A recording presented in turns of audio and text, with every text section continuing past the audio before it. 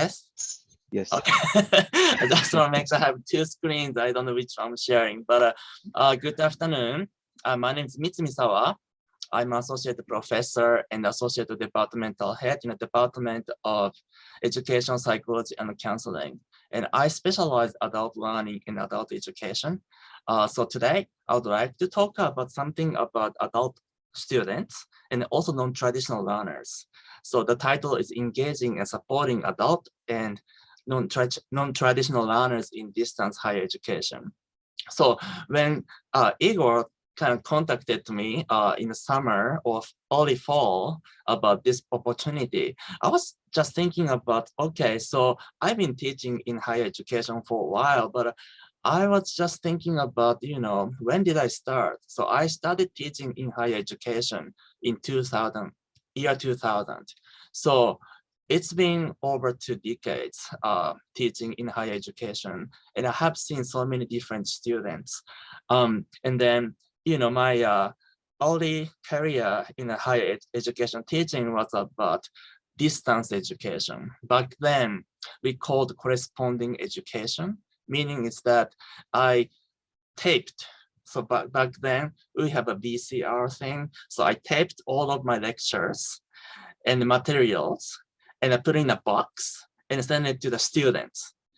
Basically, it's pre-internet, I guess, but I was at the University of Alaska, so internet wasn't so popular back then. So I had to send out many boxes to the remote location. So basically, my students send me their assignments via mail, US mail system, and I grade and return to them. Anyway, so my distance education career was like 20 years ago, and I'm still doing it. Currently, I'm teaching online master's program called EdPsych Online. And also I'm teaching in adult learning PhD program, which we are going to be changed from in-person on-campus program to distance program next year. So we are kind of excited about it. And I'm really glad that I have this opportunity today to talk with you a little bit about adult learners and non-traditional learners. And then when we think about non-traditional learners, national terminology, the students are over 25. Right. So we defined non-traditional students by age, but I'll talk more about, what kind of non-traditional students have, like, in terms of characteristics, and then how they want to learn and so on. So I'll talk to you about that in a moment. So contemporary education in higher education sector, it becomes more affordable and more accessible, meaning is that there are some scholarships. Or at the UT, we have graduate teaching assistantships or graduate research assistantships, right? So it's becoming more popular and popular among adults, and it's increasingly rapidly in a contemporary American society. And in general, much of education for adults is work-related, because people usually have full-time or part-time job, and then they are attending the school, right?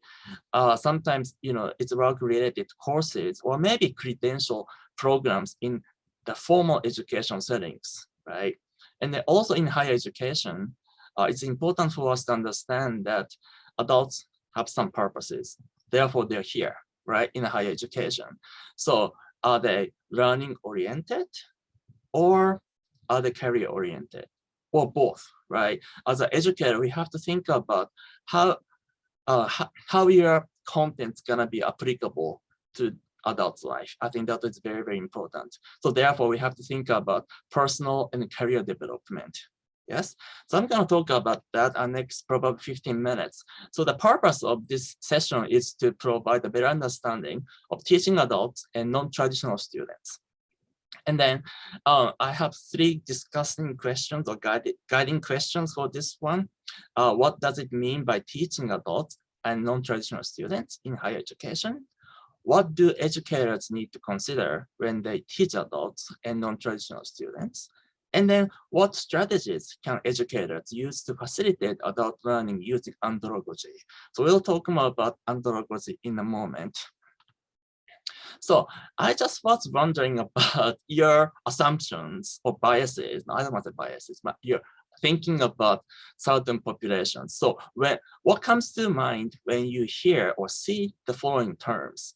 College students, college classrooms, college campus, distance learning, and non-traditional students. So if you can put something in the chat section, that'll be wonderful. Maybe a minute or so. So what comes to mind when you hear or see the following terms? I don't use high tech like Miriam. I don't have Padlet.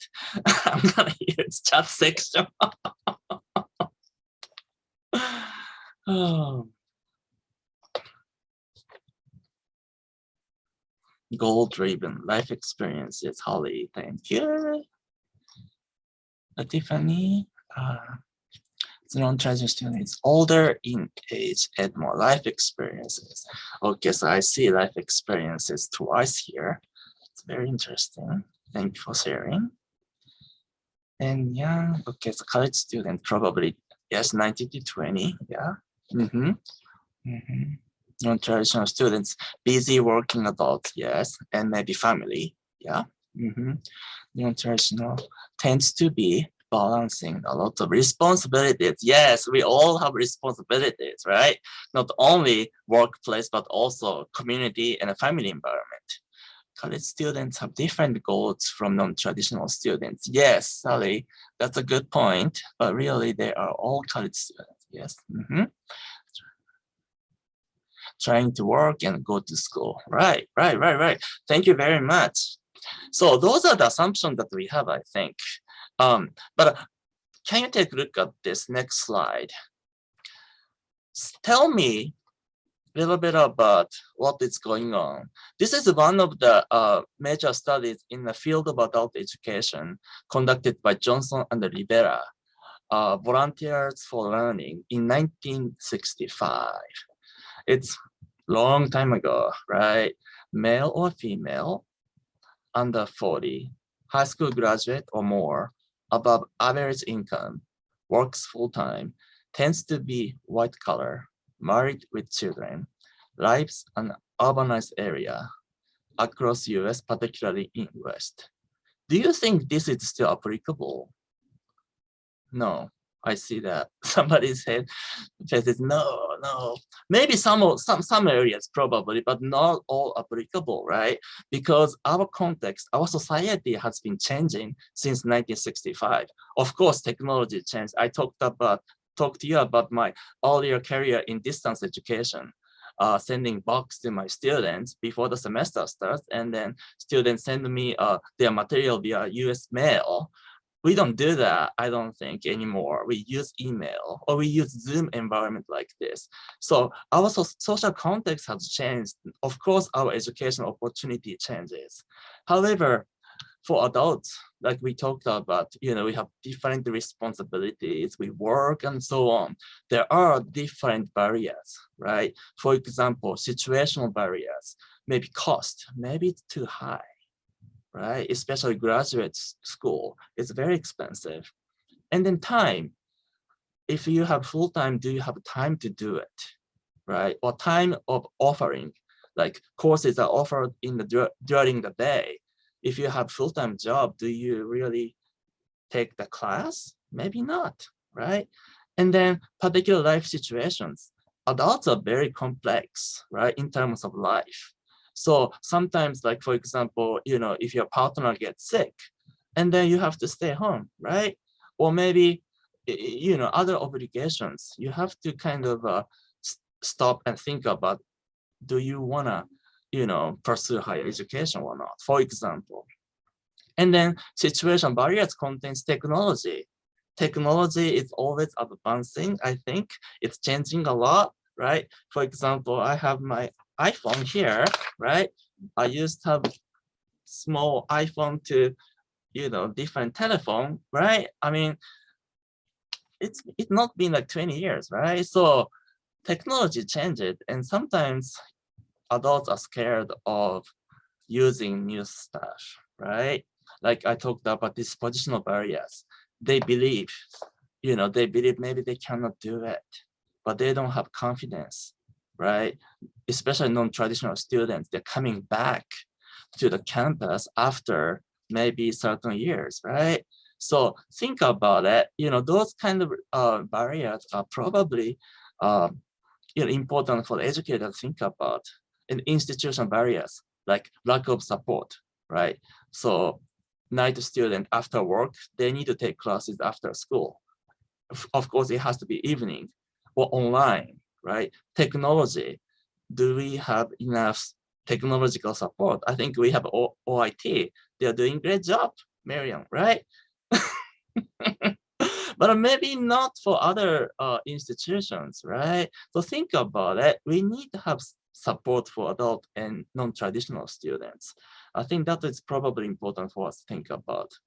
And then when we think about adult and non-traditional learners, we kind of think about, we talked about earlier, right? They bring life experience to the educational context. They are experienced, not only academic area, but also the society, right? So therefore, they like to tie learning to their life role and responsibilities, right?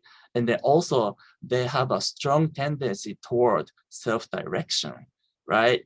As you see adult students or adults in your family, they don't want to be told what to do. They are more self-directed, right? And they also, they like to learn in a diverse ways, right? They don't want to just listen to the lecture, right? They want to have discussion, of course. I mean, maybe they want to paint something to symbolize something they learned, right? So there are many ways to learn. And then adults tend to construct meaning from their experiences. So therefore, the experience is the key term. And then also learners are also educators, because adults, we here, right? We are here as adults. We have our own life experiences that are unique just for you, right? So that case, your life experience can be a great learning or teaching materials. Yes, not only in person, face-to-face class, but online environment. We have to value our life experiences. And then when you think about learners, there are at least 3 types of motivations, right? So goal-oriented motivation, right? They want to have a degree, therefore they need to do that, right? Or societal motivation, right? Because society forcing you to have a degree from higher education to be able to advance, right? Societal pressure, right? That can be a motivation. Also learning-oriented motivation. You want to learn because you like the topic, right? Or you want to explore more, right? So there are at least 3 types of motivation that adults have to come to the educational environment. Okay, so those are adult learners and non-traditional learners perspective. Okay, but when you think about traditional way of teaching, we use a lot of pedagogical perspective in especially K through 12 to undergraduate to serve more students, right? So pedagogy means the art and science of teaching children, right? So when my first job as a instructor in higher education, I was teaching Econ 101 in a lecture hall with 250 people times 3 sections, for example. How can you do that? I have to do lecture. I have to make sure I cover the contents, for example. But adults learn differently, right? They emphasize more quality than quantity. Yes. So according to Merriam and Bellman, pedagogy comes from Greek word paid, meaning child, and agogus, meaning leader of. I don't know if I said right. Tell me if I said right. Okay. And then andragogy. It's the art and science of teaching adults. So andragogy comes from the Greek word ana, meaning man. So it refers to helping adults learn. okay? But I talked about different way of saying arts and science of teaching children and adults. But it's important for us to think about, adult learners have different way of learning. So shifting from teacher-centered, lecture-based to student-centered and learning-centered, right? Because adults are learners and they want to be in charge of their own learning, right? And then also they're interested in the topic, therefore they're in class, for example, or pursuing the degree, right? Learning centered. So from teacher centered to student centered and learning centered, I think that is probably the key point that we have to use. I don't want to say which one is better or bad, right? Maybe combination is probably good, right? But how can we do this online, right? That's something that we have to think about in a moment.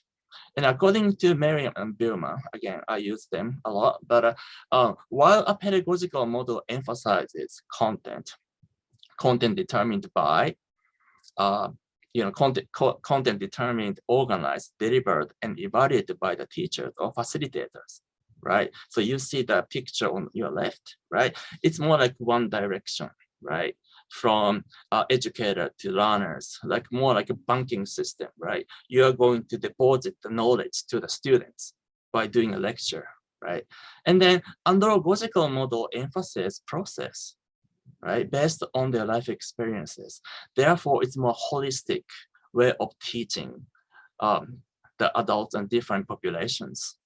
It's more like multi-directional, not one direction like we talked about pedagogical perspective, for example. And then I don't want to say, pedagogy versus andragogy, but I think from pedagogy to andragogy, that's how I want to say. So when we think about pedagogical perspective, it's dependent on teacher, right? Teachers that in charge of educational environment. And sometimes learners are perceived as inexperienced. Therefore, teachers have to give the knowledge so that they can be experienced. And then, learn when they're told, right? Because teachers are in charge of the learning environment. So when instructor said you have to learn this way, then you have to do that, yeah? And then, therefore, more like subject-centered, right? And then externally motivated, right? Like a grades, right? If you want a 4.0 or A, then you need to master certain things. So to me, that's more like pedagogical perspective. But from that, going to andragogical perspective, the art and science of teaching adults, it depends on the adult themselves, right? They are self-directed. They are more self-determined. And then since they have life experiences, right, that can be, used towards their materials, so therefore they're more experienced, and then learn when necessary. They're looking for more application from the educational context, for example, and then life-centered application, that probably how they learn. And then they're internally motivated. Like I said earlier, they're very much interested in it and they think the content is good for them. That is the internal motivation, yeah? And then andragogical perspective by Malcolm Knowles, according to him, knowledge must be actively constructed, right? Because we are trying to make meaning from what we are experiencing. You're constructionist or constructivist, yeah? We are creating meaning from daily life. And then learning is an interactive process. So it doesn't have to be one direction. It has to be multi-direction to learn. Therefore, you have to use interpretation and you have to integrate the material with their life experiences. So therefore, integration is important. And then from that, sometimes it's transformational, right? And then, learners are naturally autonomous, self-directed, and all of the learners are unique. Like I said, everybody has different experiences. So how are you going to facilitate to connect their experiences with the content? I think that is the educator's responsibility to do that.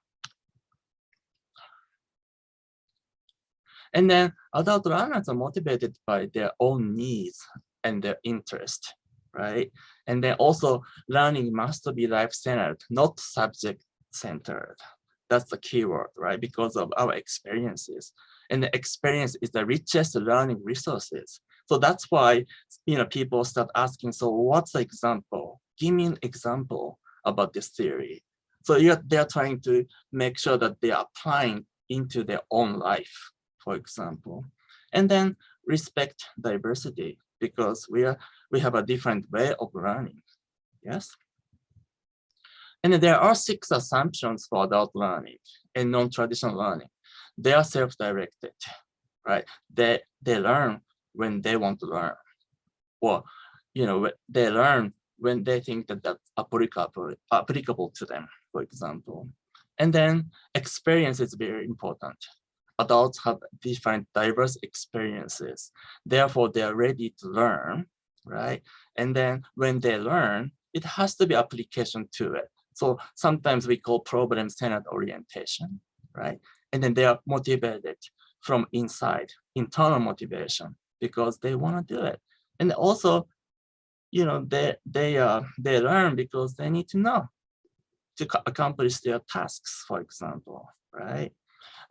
So if we have a time, but I don't think we have time to do this, but I just want you to think about, what is the essence of your assumption based on, 6 basic assumptions of adult learners and andragogy. And again, give me an example if you can, but I think I'll skip this one. But, if you have time, I think that this is the, good question to think about when you think about your non-traditional and adult learners in your distance and online educational environment. And some of the scholars said something about andragogy, right? For example, Holton, Wilson, and Bate. Andragogy's 6 basic principles of adult learning differentiate what educators must do to successfully teach learners.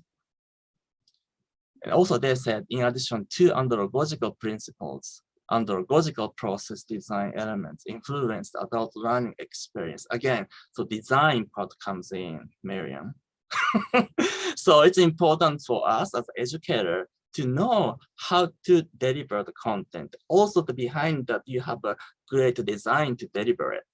Therefore, you have to be more experience-centered and learner-centered. I think that is how we approach holistic way of teaching adults. And some of the examples, there are 8 elements. I call 8 andragogical process design elements, right? So prepare for the learners, of course, right? Educators always have to prepare for the material, right? But when you think about it, again, design perspective, Miriam's perspective is very important, right? You have to be intentional, right? To deliver certain content to diverse audience, right? And then also it's important for you to set the climate, right? You have to be more inclusive and safer environment, right? Even today, we're looking at the squares, I guess, for the people's face, right? But it's important for us to have some sharing time so that they know each other, for example. Especially adults, they're very curious about what they do, I guess. So it's important for us to set the climate. And then sometimes if you're an instructor, like for me, I do a mutual planning. So I have a course syllabus, right? But I have kind of open to revise or feedback on the first day. So I negotiate with my students, how do you want to do it? And when do you want to do it? For example, so negotiation is, again, the learning process of andragogical perspective, not one direction, but multi-direction to, create a set of environment. And then it's important for us to, understand what they want, what they need, right? And from that, you formulate the learning objectives, right? From the objectives, then you're gonna create a learning design, right? And from that, you implement the design and evaluate, and then going back, right? So that's the cyclical process again, yeah? So this is something that I wanted to do today, but don't worry about it. Think about it. next semester, before next semester, if you teach non-traditional students and adults in distance education. So what are the key considerations for the learner that are important to make when designing and delivering education programs to adults in distance and online environment? Just think about it, because this question will probably facilitate you to probably create a better way of approaching certain activities or certain contexts if it's controversial, for example, right? Some of the tips, so build in varied activities to accommodate diverse learning styles, right? So I used the chat section, that is one of the way, right? And Miriam used Padlet, yes. And then some people use Google Doc, right? Google presentation, right? There are many ways to, create the activities, but you don't want to just lecture forever, right? Because adult learners and non-traditional learners need to know, something to use in their life, for example. Now, again, value experience of participants. So it's gonna be a mutual exchange, I think. Therefore, it's important for you to have a safer environment or more inclusive environment so that they can start sharing their experiences, right? Because you don't want to share your experiences to stranger. You need to get to know your peers. I think that is the first one.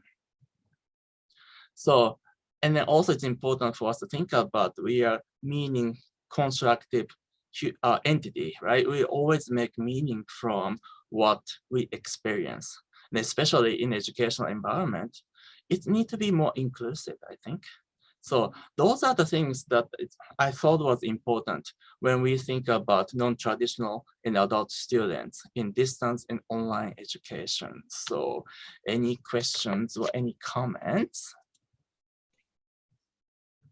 So I saw a lot of commonage between what you're talking about and what the whole idea of helping students to look at both their hard skills and their soft skills. If you're trying to negotiate with them and building a program or a course that is going to meet their needs, if they're aware of those things that they need to work on and they bring those up, you can build that into your learning experiences. I really like that approach. Yeah, and then that's why, constant feedback is helpful. Adult learners need some feedback. They don't want to just see, numbers or characters, right? 5 points or A+. They want it, but they want to have more meaningful feedback. I think that's why sometimes it takes time for educators to do that way, but I think that is valuable for our adult learners and non-traditional learners, especially non-traditional learners in undergraduate program. They maybe feel isolated, right? So you start need to talking to non-traditional students. I don't want to say non-traditional too many times, but students are marginalized. So think about it and then be empathetic. You should be able to think from their perspective. I think that is probably important for our non-traditional and adult learners to be retained.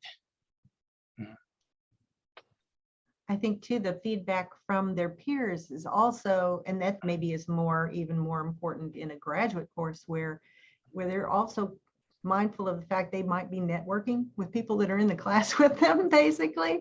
And so if they got, feedback from a peer that said, you really need to work on this or whatever, then they're going to be more open actually to that kind of feedback than to the instructor's feedback sometimes.